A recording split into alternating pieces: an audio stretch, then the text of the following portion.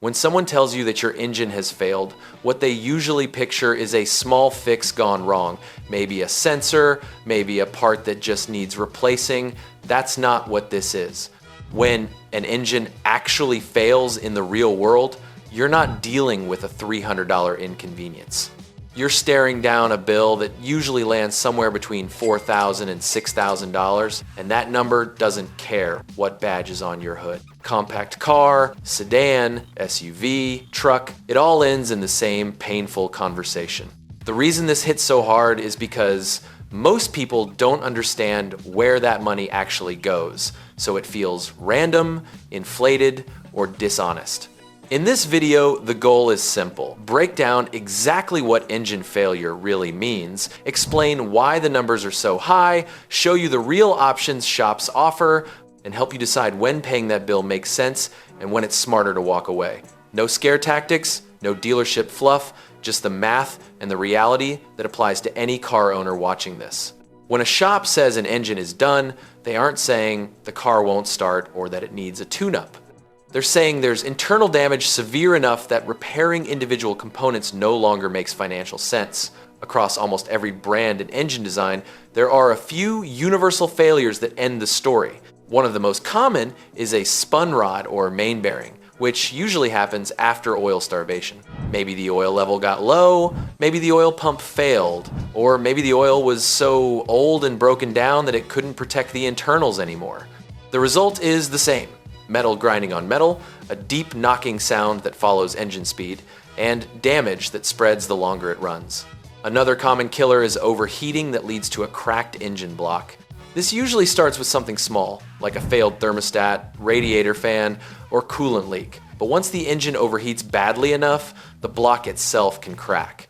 At that point, coolant mixes with oil, compression drops, and the engine is effectively finished. Then there are timing failures or dropped valves, especially on interference engines. A snapped timing belt or chain lets valves collide with pistons, bending metal that was never meant to touch. Once that happens, rebuilding often costs more than replacement, which is why shops call the engine done. Different cars, different stories, same ending. The most straightforward option shops usually recommend is installing a new or remanufactured engine. This is also the option that causes the most shock when the estimate comes back. The engine itself is the biggest single expense. For smaller cars and compact sedans, a new or professionally remanufactured engine typically costs between $2,500 and $3,500. Once you move into larger vehicles like SUVs and trucks, that price climbs quickly, often landing between $3,500 and $5,000. That number only gets you the engine sitting on a pallet. Nothing is installed yet. Labor is where reality really sets in. Replacing an engine is a major job that usually takes anywhere from 12 to 20 hours depending on how the vehicle is designed.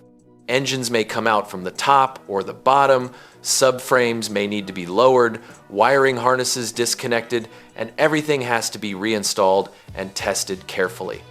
At normal shop labor rates, that translates to roughly $1,500 to $2,500 just in labor. Then come the smaller costs that most people don't expect, but always show up on the invoice. New gaskets and seals, fresh oil and coolant, shop supplies, environmental fees, and taxes. Those extras usually add another $300 to $600. When you add all of it together, engine, labor, and fees, it becomes very easy to land at a total between $4,000 and $6,000, even on an average car. Because of that number, many people look for a cheaper route, which is where used or junkyard engines come into the conversation. On paper, this option looks far more attractive. A used engine can cost anywhere from about $1,200 to $2,500, depending on the vehicle, with smaller cars on the lower end and trucks and SUVs on the higher end. That alone can feel like a massive savings. The problem is that labor does not drop much at all. Installing a used engine takes nearly the same amount of time and effort as installing a new one, so labor usually still lands between $1,200 and $2,000. You still need gaskets, fluids, and shop fees, which adds another $300 to $500. When you total it all up, a used engine swap often lands somewhere between $3,000 and $4,500. That is cheaper, but the trade-off is risk. Used engines come with limited warranties, unknown maintenance history, and no guarantees about how they were treated before removal. If that engine fails later, you don't just replace the engine again, you pay the labor again too. That's why some people save money up front, but lose it later. This is where the hardest but most important decision comes in, whether the repair even makes sense. A simple rule helps cut through the emotion.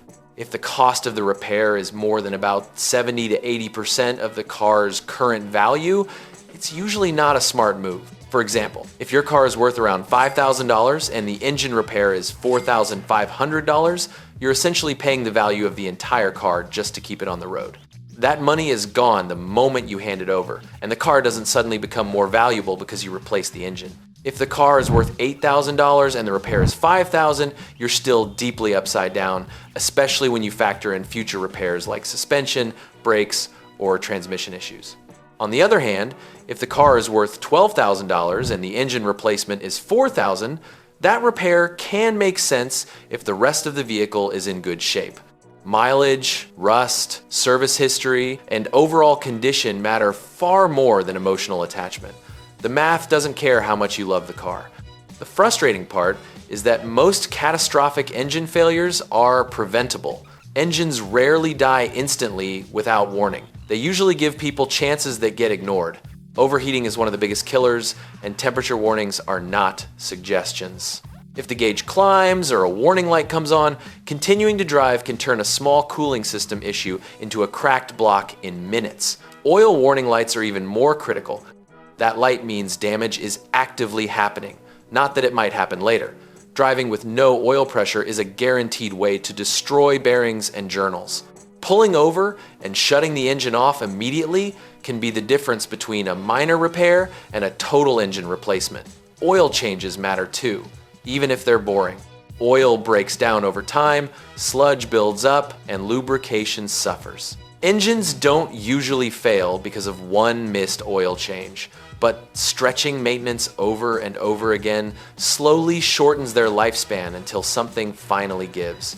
Manufacturers may advertise long service intervals, but they don't pay your repair bills when things go wrong. At the end of the day, engine failure is expensive because engines are complex, heavy, and time-consuming to replace. That $4,000 to $6,000 number isn't a scam or a conspiracy. It's the result of parts costs, labor hours, and unavoidable expenses adding up. Once you understand what actually counts as a dead engine, what your real replacement options are, and when the math says to walk away, those scary estimates start to make a lot more sense. If this breakdown helped you understand a quote you're dealing with right now, or saved you from throwing good money after bad, then it did its job. And if you know someone who ignores warning lights and hopes problems fix themselves, share this with them, because engines don't forgive, and they definitely don't forget.